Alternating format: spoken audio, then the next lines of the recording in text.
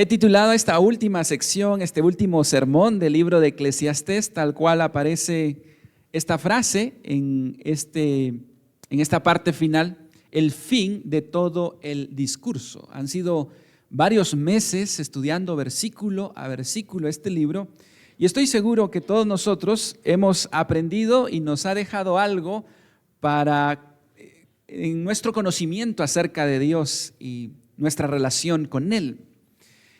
Algunos han llamado a Eclesiastés el libro sin anestesia de Dios, porque Eclesiastés ha usado frases bastante fuertes y es una de las características más especiales del libro.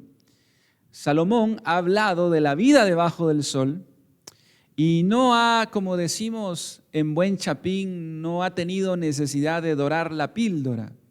Él nos ha hablado de la realidad de hacer a un lado al Creador y vivir como que nosotros fuéramos Dios.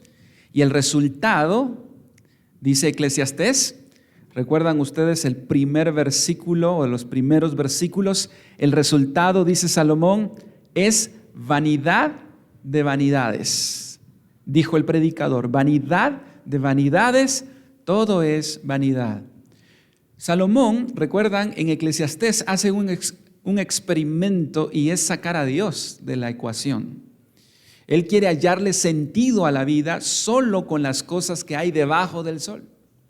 Salomón escribe este libro dando testimonio de que él tuvo una época en la que se peleó con Dios, por así decirlo. Se alejó de Dios y trató de hallarle sentido a la vida solo con lo que hay abajo del sol. Lo buscó en las riquezas, lo buscó en los bienes materiales, lo buscó en las mujeres, lo buscó en la sabiduría, lo buscó en la religión, pero nada de eso pudo llenar su vida.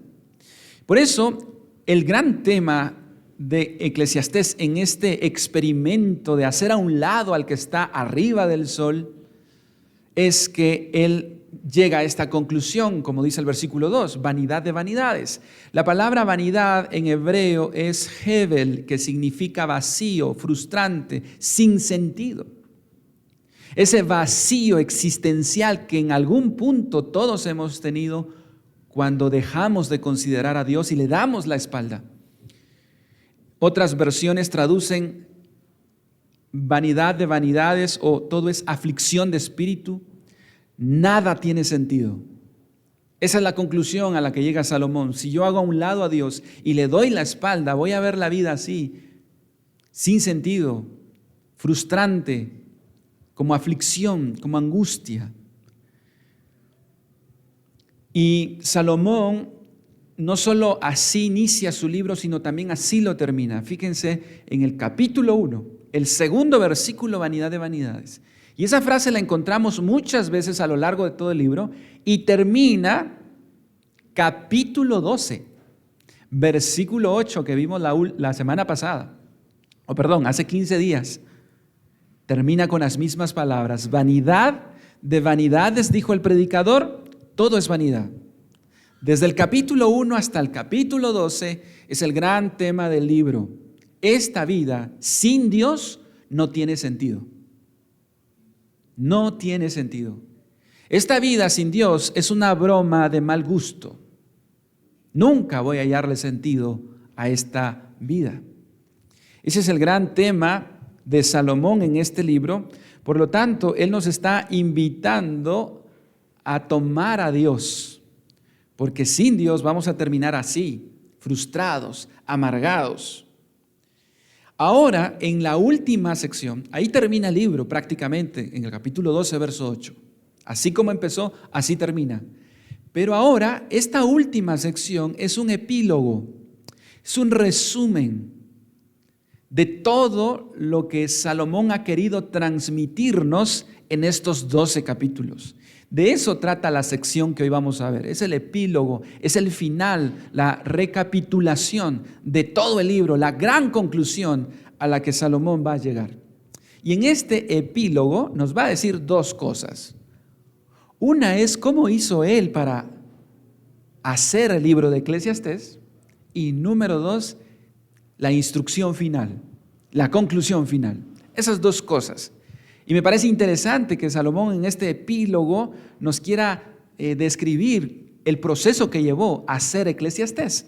Veamos lo que dice el versículo 9. Versículo 9 del capítulo 12.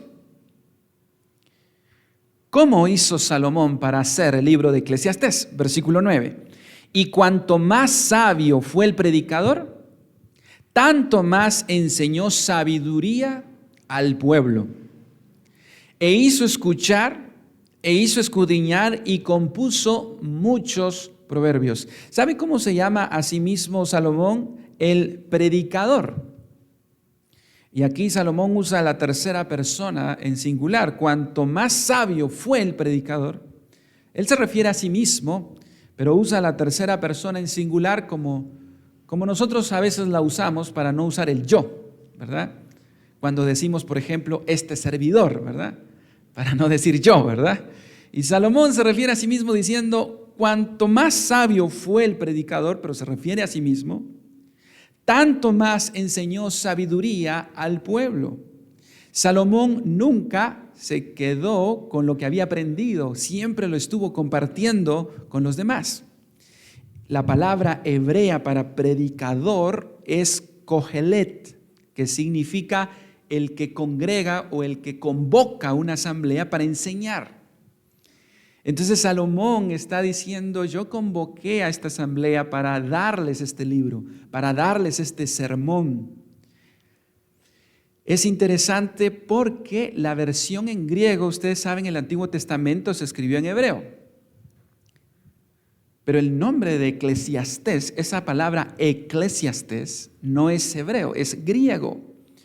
Porque hay una versión del Antiguo Testamento que es en griego, es la Septuaginta. Y en griego no es kohelet, como en hebreo, sino estos traductores usaron Eclesiastés.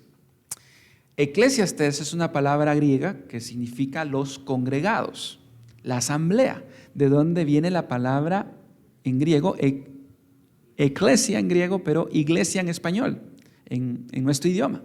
Entonces, eso es la iglesia. La iglesia son los convocados, los llamados de Dios para que el pastor de pastores, que es el Señor, nos predique la palabra. De eso se trata el congregarnos. Venimos a congregarnos para escuchar a Dios. Y Salomón es el pastor de Israel en este punto que está enseñando la palabra. ¿Y cómo lo hace? Bueno, él dice en el versículo 9, e hizo escuchar, e hizo escudriñar. La mejor traducción, quizás para entender esto, sea lo que la palabra de Dios para todos traduce, porque nos da a entender ese proceso. No es tanto que Salomón haya hecho escuchar o haya hecho escudriñar, sino fue lo que él hizo para hacer Eclesiastés. Dice el versículo 9 en esta traducción, el maestro fue muy sabio y usó su inteligencia para educar a la gente. Y aquí están esas palabras: estudió y preparó cuidadosamente gran cantidad de sabias enseñanzas. Tenemos aquí, hermanos, el proceso que debe llevar cada sermón y que llevó cada libro de la Biblia. Estudio, preparación meticulosa de parte de sus autores con la inspiración divina. Es decir, a Salomón no fue que un día se levantó y dijo, ay, voy a predicar Eclesiastés, ¿verdad? No fue que, como muchos predicadores, voy a abrir la Biblia, ¿verdad? Y voy a ver qué Dios me da en el momento. Salomón no estaba improvisando. Se tomó el tiempo, estudió, escudriñó y se preparó para escribir Eclesiastés. Dice el texto también que él compuso muchos proverbios. Y sabemos creemos por este versículo que Salomón ya había escrito el libro de Proverbios antes de escribir el libro de Eclesiastés. Así es que es una gran tarea la que Salomón nos ha presentado en Eclesiastés, en el cual se tomó el tiempo para estudiar y prepararse. Hay una frase que debemos tomar en cuenta todos los que enseñamos, Y dice esta frase lo siguiente: el que deja de aprender pierde el derecho de enseñar. El que deja de aprender pierde el derecho de enseñar. Salomón fue un hombre que nunca dejó de aprender. Siempre estuvo investigando, siempre estuvo estudiando. Y todos nosotros deberíamos de tener, hermanos, esa actitud. Y ¿sabe una cosa? Salomón no se quedó con lo que había aprendido, lo enseñaba a los demás y eso lo hacía crecer también. Y esa debe ser nuestra actitud. Siempre estamos recibiendo y siempre debemos estar compartiendo. Ahora, no solo nos dice cómo hizo Salomón el contenido de Eclesiastés, sino también nos cuenta en este epílogo qué formato utilizó. Fíjense lo que dice en nuestra Biblia en el versículo 10. ¿Qué formato utilizó Salomón? Dice el versículo 10. Procuró el predicador hallar palabras agradables y escribir rectamente palabras de verdad. Qué interesante, hermanos, que en este epílogo Salomón nos hable ahora del formato que usó. Procuró el predicador hallar palabras agradables. No solo se interesó en el contenido, sino también en el formato. Y es que, hermanos, no solo importa lo que vamos a decir, sino también importa cómo lo vamos a decir. Salomón es un predicador ejemplar para nosotros. Dice que procuró hallar palabras agradables. Este concepto lo encontramos en su primer libro, en el libro de Proverbios, capítulo 10, verso 32. Dice: los labios del justo saben hablar lo que agrada, mas la boca de los impíos habla perversidades. La forma en que comunicamos también es importante. Y usted dirá: bueno, gracias a Dios yo no soy predicador, ¿verdad? Yo sí, eso sí no. No, pero es esposo. Y cómo le habla a su esposa también es importante, ¿verdad? ¿Verdad, esposas? Amén, dicen las esposas, ¿verdad? Igual las esposas con los esposos, ¿verdad? Porque, hermanos, este es un principio bíblico. No solo tenemos que tener cuidado de tener un buen contenido, sino la forma en que decimos las cosas. Y Salomón no se le escapan estos detalles. Y no solo es un concepto que encontramos en la sabiduría bíblica en el Antiguo Testamento, es algo que encontramos también en el Nuevo Testamento, y este pasaje lo hemos citado cantidades de veces. Y tal vez algunos dirán: siempre lo cita, pero siempre nos lleva la Biblia a esto. Colosenses dice también en el mismo sentido: sea vuestra palabra siempre ¿con qué? Con gracia. Y mire, pone un ejemplo de la cocina: sazonada con sal.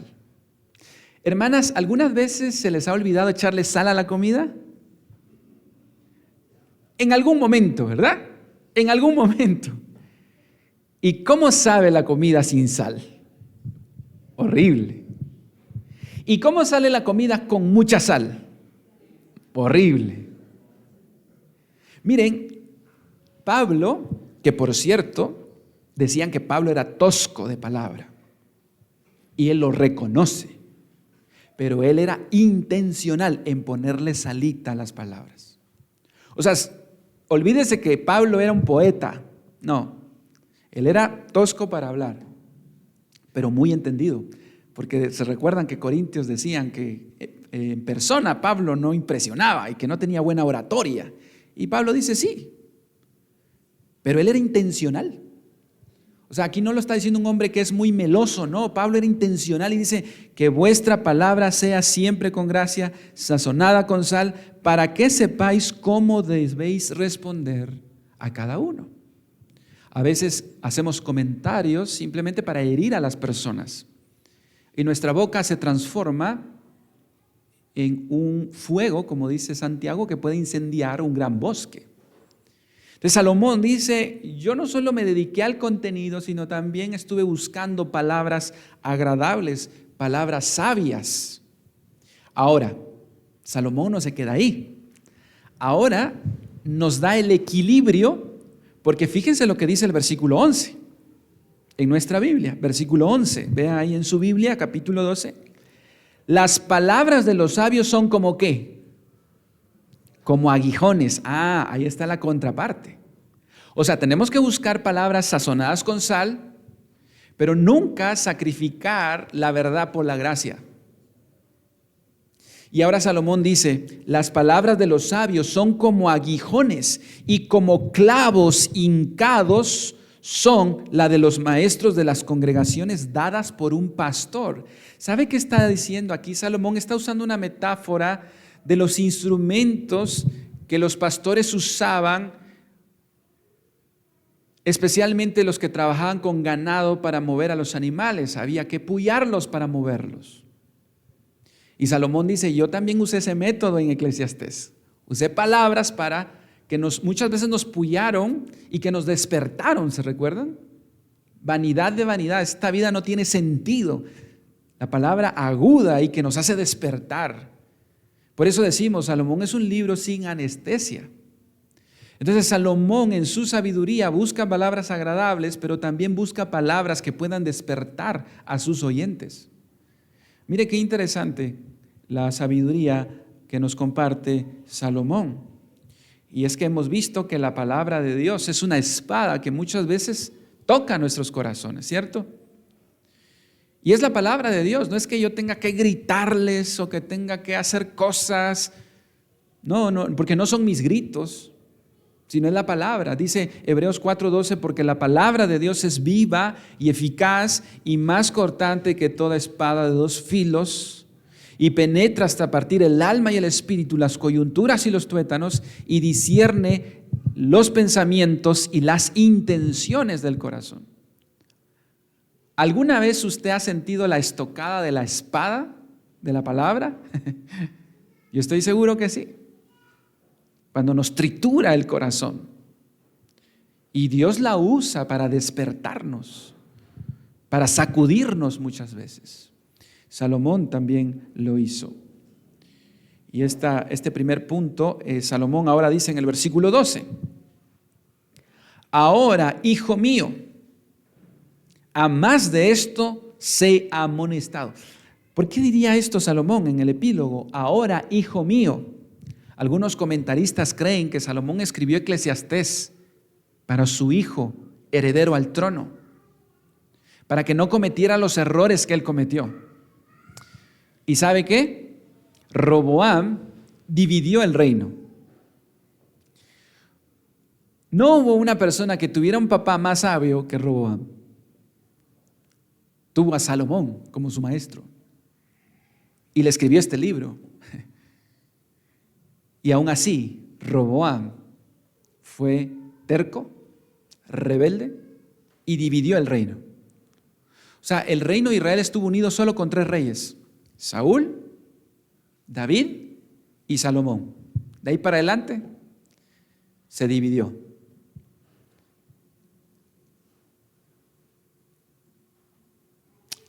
Nadie tiene la sartén por el mango en la familia. Nadie puede decir yo ya la hice. Y ahí la importancia de que los hijos nazcan de nuevo. Porque por más que los lleve a la iglesia, por más que les enseñe, por más espirituales que sean los papás, si el hijo no nace de nuevo, no va a conocer al Señor. Pero también los comentaristas nos dicen que él escribe, ahora hijo mío, hablándole al lector con amor. Porque Salomón ha hablado fuerte en todos los capítulos de Eclesiastés, ha dado duro. Pero termina con amor diciéndole a los lectores, ahora hijo mío, sé amonestado. ¿Sabe qué significa eso? A nadie le gusta recibir amonestación, disciplina. A nadie le gusta que lo regañen. Esas son como clavos, ¿verdad? Pero dice, sé amonestado, aprende a ser amonestado. Aprende a tener un espíritu enseñable. Y termina esta sección diciendo, no hay fin de hacer muchos libros y el mucho estudio es fatiga de la carne. Mire cómo Salomón está terminando su epílogo. Y él le dice, hijo, no seas un todólogo, leyendo todo, estudiándolo todo. No hay fin, eso es fatiga a la carne. Solo una cosa es importante. Y es lo que va a decir a continuación, y es los mandamientos de Dios. Guárdalos, porque eso es el todo del hombre. Hermanos, ¿saben por qué hago hincapié en este versículo? Porque dice Salomón, no hay fin de hacer muchos libros, y el mucho estudio es fatiga de la carne. Salomón nos ha dicho, casi me pierdo, porque quise entenderlo todo. Recuerda lo que él escribió en el capítulo 1, verso 16. Hablé yo en mi corazón diciendo, fíjense cómo él casi se pierde estudiando mucho. He aquí yo me he engrandecido y he crecido en sabiduría sobre todos los que fueron antes de mí en Jerusalén. Y eso es cierto. Nunca hubo un hombre como Salomón que conociera tanto. Y mi corazón ha percibido mucha sabiduría y ciencia, y dediqué mi corazón a conocer la sabiduría y también a entender las locuras y los desvaríos. Conocí que aún esto era aflicción de espíritu, porque en la mucha sabiduría hay mucha molestia, y quien añade ciencia añade dolor. Y Salomón nos está diciendo, no cometan el mismo error que yo cometí, que queriendo entenderlo todo, descuidé lo más importante, que era la ley de Dios, y me perdí. Hermanos, yo conozco muchas personas y líderes cristianos. Hay un cantante muy famoso que empezó a leer mucho y dejó de leer su Biblia, y en cierta ocasión termina diciendo, ya no hay que leer Salmos. Salmos es muy carnal. Solo leamos los evangelios. Ni siquiera Jesús pensó así. Jesús es el evangelio encarnado. Y cuando le hacían preguntas, ¿cuál es el mandamiento más importante? ¿Qué dice la Escritura? Siempre nos llevaba a la Escritura. Para responder esa pregunta, Jesús citó Deuteronomio. Siempre que le preguntaban a Jesús, siempre nos llevó de vuelta a la Escritura. Pero este cantante cristiano empezó a leer tanto que ahora piensa que el Antiguo Testamento no es parte del mensaje de Dios. Bueno, dice uno, bueno, él es cantante, ¿verdad? Mejor que cante, ¿verdad? No que predique, pero ¿qué pasa con pastores que también se perdieron? Porque empezaron a leer yo no sé qué. La última que escuché fue de esta nueva moda evangélica de la cuadridimensión de Dios. Y uno dice, ¿la qué? La cuadridimensión de Dios. Antes hablábamos de la Trinidad. Ahora no son 3, ahora son 4. Y está la esencia, está el Padre, está el Hijo y está el Espíritu Santo. Y la gente está diciendo amén. Y la gente dice, wow, este pastor sí está profundo, ¿verdad?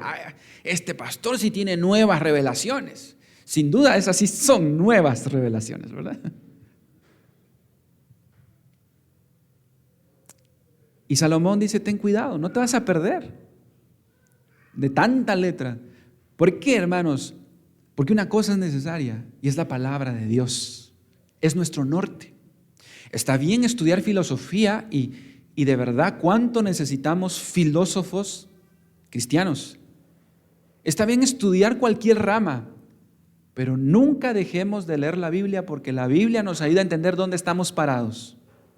Porque cuando le damos énfasis a otras cosas, vamos a olvidar y vamos a terminar diciendo herejías y vamos a terminar después diciendo Cristo ya vino, ¿verdad? O vamos a terminar diciendo Cristo soy yo, ¿verdad? Yo soy el Mesías, ¿verdad? Así y cantidades de cosas de personas que se perdieron. Entonces Salomón nos dice, ten cuidado, una cosa es necesaria, es la palabra del Señor, ¿verdad? Y entonces nos lleva a nuestro segundo encabezado. Ya vimos cómo Salomón hizo Eclesiastés, qué formato utilizó, qué consejo nos da. Y ahora sí pasamos a los últimos versículos, la conclusión de Eclesiastés. Vamos al versículo 13. Dice así: el fin de todo el discurso oído es este: teme a Dios y guarda sus mandamientos, porque esto que dice es el todo del hombre. Hermanos, Salomón nos ha hablado del sentido de la vida, el secreto de la vida. Y Salomón termina explicándonos y haciendo hincapié, porque no es la primera vez, 6 veces se menciona en este libro el tema del temor a Dios. Y él dice, el secreto, Dios no solo es el secreto del más allá, sino también del más acá. El secreto de la vida es tener una relación con el creador de la vida. Por eso dijo en el verso 1, acuérdate de tu creador. Ese es el secreto de la vida. Eso es el todo del hombre. La vida plena está en tener temor a Dios, el tomar en serio a Dios, en obedecer a Dios. Ahora, ¿qué será el tener temor a Dios? Y fíjense, hermanos, que solo hay 2 opciones en la vida.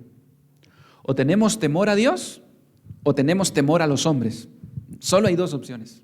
¿Y qué significa eso de tener temor? Es ¿qué nos importa más?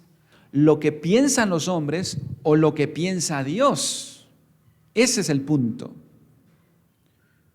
¿Qué es más importante para mí? ¿Lo que piensan mis amigos? ¿Quedar bien con ellos? ¿O me importa más lo que Dios piensa de mí? O tenemos temor de Dios o tenemos temor de los hombres. A veces nos importa mucho la presión de grupo, que nos están invitando a hacer algo malo, algo que sabemos que a Dios no le agrada, pero por no querer perder esas amistades, termino pecando. Eso significa que yo tengo más temor de ellos. Me importa más lo que ellos piensen de mí que lo que Dios piensa de mí. Cuando pecamos en privado, pero no pecamos en público, significa que nos da más temor los hombres que Dios. Los hombres ven en público, Dios ve en privado.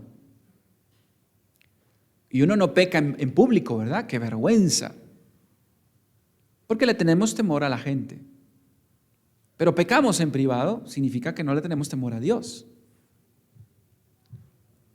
¿Se recuerdan ustedes de aquella,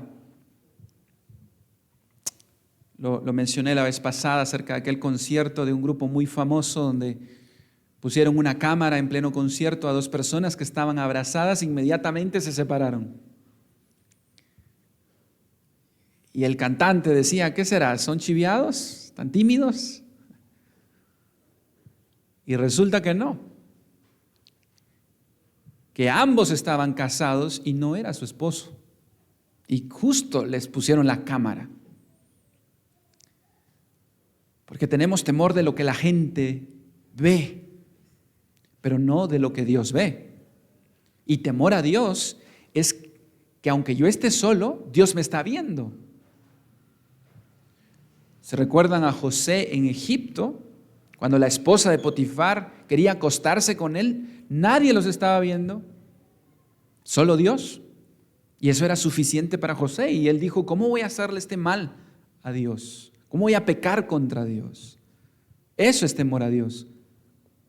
Cuando yo sé que Él me está viendo en todo momento y guardo mi corazón para Él. Hay una frase que el pastor Josué nos ha enseñado, que ha hecho énfasis, y él dice, reputación versus comunión. A nosotros nos importa mucho nuestra reputación. Por eso no queremos pecar en público, qué vergüenza. Pero a Dios le interesa más la comunión, lo privado. Y a veces podemos tener una gran reputación como los fariseos, ¿verdad? Toda la gente admiraba a los fariseos. Pero los fariseos tenían temor de la gente. Pero cuando estaban solos, en privado, eran sepulcros blanqueados. Estaban llenos de pecado, de adulterio, de fornicación. Una persona que tiene temor a Dios no le da tanta pena su reputación, sino su comunión con Dios, que sea genuina. Y pensaba en la reputación que tenía una iglesia que era muy famosa en Asia Menor, la iglesia de Laodicea, que tenía una reputación famosa. Fíjense lo que dice Apocalipsis 3:17. Porque tú dices, yo soy rico y me he enriquecido y de ninguna cosa tengo necesidad. Y aquí podemos hablar de algo material, pero también espiritual. La iglesia de la Odisea decía, yo soy rico, yo soy próspero, yo no necesito de nada. Esa era la reputación.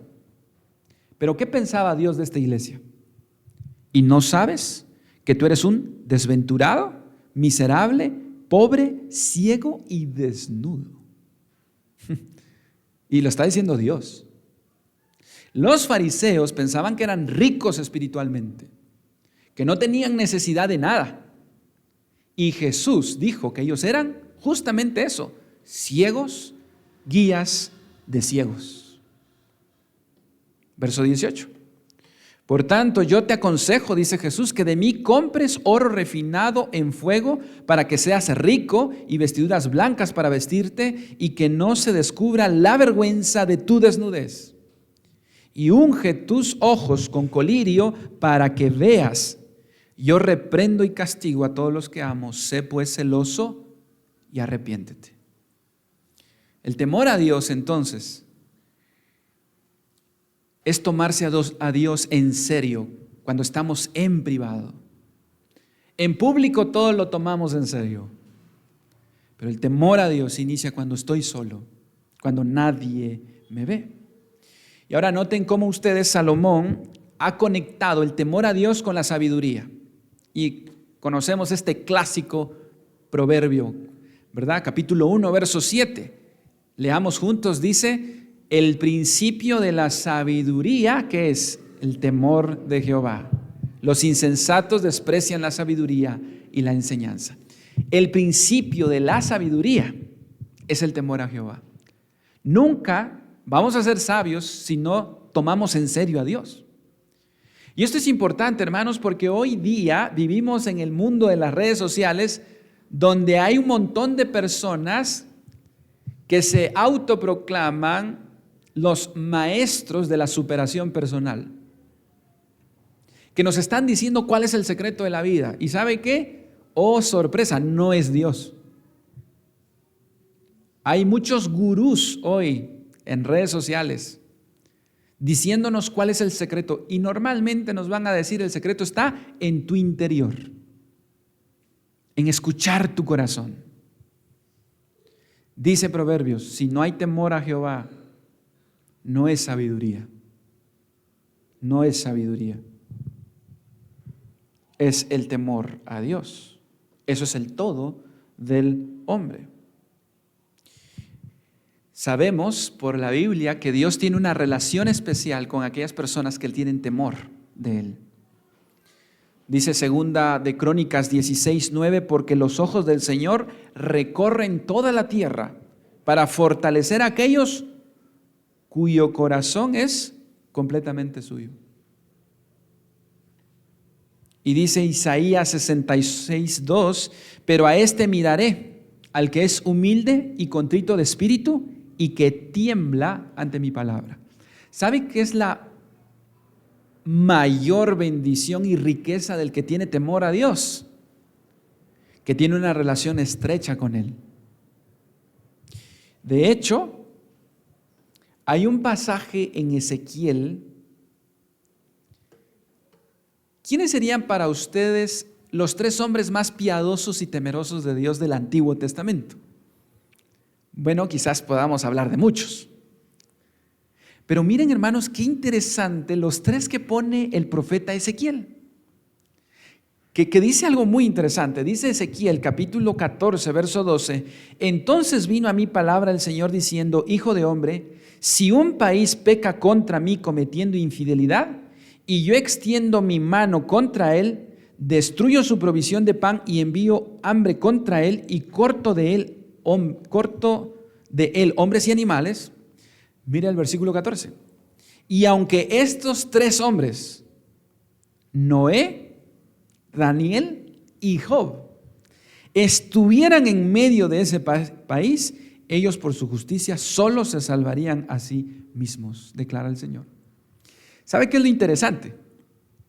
De estos 3, cuando Ezequiel escribió esto, 2 estaban muertos. Concurso bíblico. ¿Quiénes en el tiempo de Ezequiel ya estaban muertos? Noé, ¿verdad? Esa está clásica, ¿verdad? Noé ya se había muerto. ¿Quién otro? Job. Daniel estaba vivo. Porque Daniel fue contemporáneo de Ezequiel. Los dos fueron al exilio. En la primera oleada se fue Daniel y en la segunda oleada se fue Ezequiel. Y Dios pone a Daniel. Normalmente esta honra se recibe cuando alguien ya murió, como Noé y Job, pero Daniel estaba vivo. Porque Daniel, si algo tenemos de su libro, es que era un hombre temeroso de Dios. Y ahora dice ahí por su justicia, no quiere decir que eran perfectos, porque si se recuerda cuando estudiamos Daniel versículo a versículo, vimos que Daniel le pide perdón muchas veces a Dios por sus pecados. Pero esa comunión íntima es del Señor con aquellos que le temen. ¿Quiere ser usted amigo de Dios? ¿Quiere usted tener una comunión íntima? Está disponible. Hay que tener temor de Dios. Y quiero terminar, hermanos, este sermón, siempre en la línea de tener temor a Dios. Hay una expresión que honestamente en la Biblia yo no me había dado cuenta. Bueno, hay muchas cosas que no sé, la verdad. Pero me duele esto, porque esta semana que lo leí fue como, wow, ¿dónde estaba cuando yo leí? Yo he leído Deuteronomio. ¿Dónde estábamos ustedes y yo cuando hemos leído Deuteronomio? Les voy a mostrar un versículo que no sé si les va a pasar lo mismo que a mí, pero no sé por qué no lo vi. Es maravilloso. Dios le está hablando a Moisés. El contexto de este pasaje es que Dios les habló en el monte Sinaí. Y ese monte Sinaí echaba fuego, relámpagos, humo, y Dios se manifiesta. Y cuando Dios les hablaba, ellos tenían miedo. Y le dicen a Moisés, no, Moisés, con este Dios nosotros no, mejor anda tú, le dicen a Moisés, porque nos vamos a morir. Esa montaña temblaba. ¿Se recuerdan de los temblores que han habido ahorita en Guatemala, verdad? Ahora se imagina por media hora en esa montaña temblando con fuego, Dios hablándole. Ese es el contexto. Y quiero mostrarles un pasaje. Capítulo 5, verso 22 de Deuteronomio dice: estas palabras habló Jehová a toda vuestra congregación en el monte, de en medio del fuego, de la nube, de la oscuridad, a gran voz, y no añadió más. Y las escribió en 2 tablas de piedra, las cuales me dio a mí. Y aconteció que cuando vosotros oísteis la voz de en medio de las tinieblas y visteis el monte que ardía en fuego, vinisteis a mí, todos los príncipes de vuestras tribus y vuestros ancianos.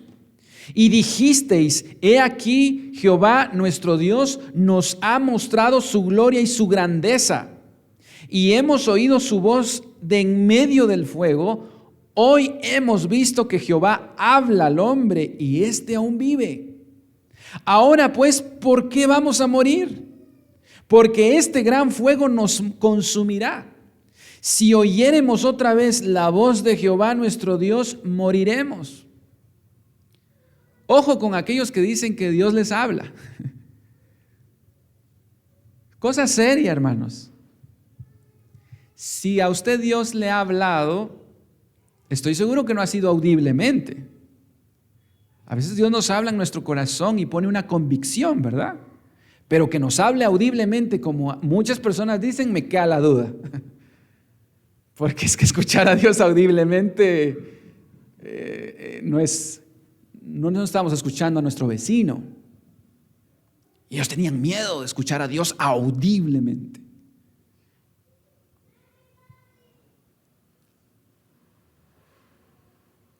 Porque, ¿qué es el hombre para que oiga la voz del Dios viviente que habla de en medio del fuego como nosotros la oímos y aún viva?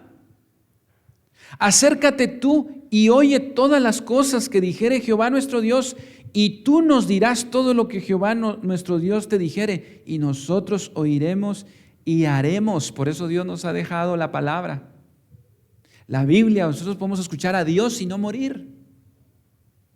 Pero aquí está el versículo que viene, que es el que les quiero mostrar. ¿Saben qué le responde Dios? ¿Sabe qué le responde Dios a Moisés? Versículo 28. Y oyó Jehová la voz de vuestras palabras cuando me hablabais, y me dijo Jehová: he oído la voz de las palabras de este pueblo, que ellos te han hablado. Bien está todo lo que han dicho. Y aquí está lo que quiero mostrarles. ¿Quién diera, dice Dios, que tuviesen tal corazón, que me temiesen y guardasen todos los días todos mis mandamientos, para que a ellos y a sus hijos les fuese bien para siempre? ¿Nota lo que está diciendo Dios ahí, hermanos? Ellos estaban asustados. Decían: ay, nos vamos a morir, mejor que Él no nos hable. Y Dios dice: ¿quién diera? Dios diciendo eso. ¿Quién diera que tuviesen tal corazón, que me temiesen y guardasen todos los días de mis mandamientos? Lo que Dios está diciendo es: ojalá este temor se tradujera en obediencia y guardaran mis mandamientos. Cuando tembló en Guatemala y todo mundo en redes: ay, está temblando, nos vamos a morir. Dios dice: ¿quién diera que así como tienen temor, los llevara a cumplir los mandamientos? Ese temor ojalá se convirtiera en obediencia, pero pasa el temblor y vivimos como se nos da la gana.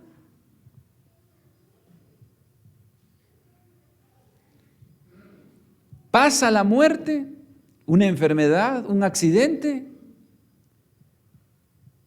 y nos da temor y decimos: hoy sí voy a obedecer a Dios. Dios diciendo: ¿quién diera que hubieran hombres que tuvieran tal temor?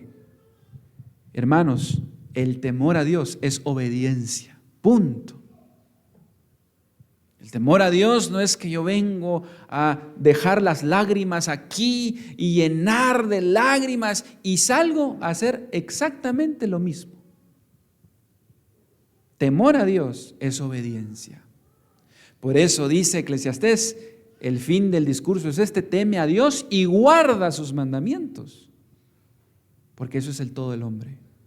Entonces, tener temor a Dios no es venir a la iglesia, porque yo puedo venir a la iglesia y no guardar los mandamientos.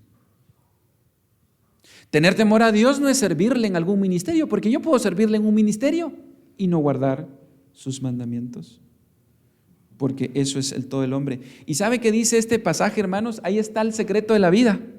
¿Quiere que le vaya bien a usted y a sus hijos? Dice: ¿quién diera ese corazón que temiese y guardasen todos los días todos mis mandamientos, para que a ellos y a sus hijos les fuese bien? ¿Quiere usted que le vaya bien en la vida? Guarde los mandamientos de Dios, sea obediente, tenga temor de Él. Y termino en el último versículo, versículo 14 de Eclesiastés capítulo 12. Porque Dios traerá toda obra a juicio, juntamente con toda cosa encubierta, sea buena o sea mala. ¿Se recuerda la pregunta que hizo en el verso 2, capítulo 1? ¿De qué provecho tiene el hombre con que se afana de su trabajo debajo del sol?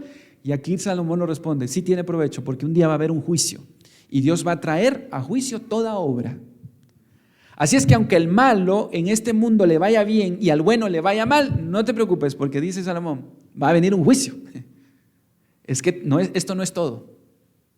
Va a haber un juicio, y fue lo que leímos en la lectura bíblica de esta mañana, donde dice Apocalipsis: vi un trono blanco y al que estaba sentado en él, de delante del cual huyeron el cielo y la tierra, y ningún lugar se encontró para ellos. Y dice: y vi a los muertos grandes y pequeños. En ese juicio van a estar ricos, pobres, todos en ese juicio, delante de Dios. ¿Y sabe qué, hermano? Ninguno va a salir bien de ese juicio. No hay nadie que vaya a salir ni raspadito de ese juicio. ¿Por qué? Porque la Biblia dice: por cuanto todos pecaron, están destituidos de la gloria de Dios. Todos hemos pecado, todos nos hemos apartado, todos. Pero gracias a Dios que la Biblia no termina en Eclesiastés. Hay un Nuevo Testamento que nos dice que Dios hizo algo para cambiar eso, y fue enviar a su Hijo Jesucristo en nuestro lugar para pagar nuestros pecados y darnos salvación. Es la única manera de ser libres de la ira de Dios que viene sobre los pecadores. Por eso Jesús dijo: yo soy el camino, la verdad y la vida. Nadie viene al Padre sino por mí. No es por mis obras, no es por mi justicia, no son por mis méritos, sino por los méritos de Jesucristo, que Él vivió de una manera perfecta y pagó en la cruz para darnos salvación. Pueden cerrar sus ojos, vamos a orar. Pueden cerrar sus ojos. Y si hay alguien acá que si hoy muriera iría a ese juicio y quiere entregar su vida a Cristo, hoy puede hacerlo. ¿Hay alguien que quiera entregar su vida a Cristo esta mañana? ¿Puede levantar su mano? Queremos orar por usted. Hoy es un día para ponerse a cuentas, porque usted no sabe si hoy va a morir.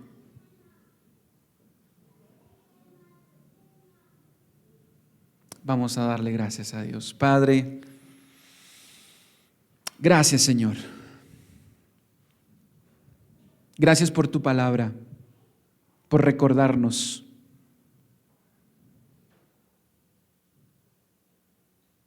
que tú anhelas hombres y mujeres que sean temerosos de ti. Y lo expresaste en Deuteronomio. Señor, que al concluir este libro, todos acá salgamos con la meta de obedecerte, de tener temor de ti en lo privado, porque tú ves lo que el hombre no puede ver. Gracias, Jesús, por tomar nuestro lugar,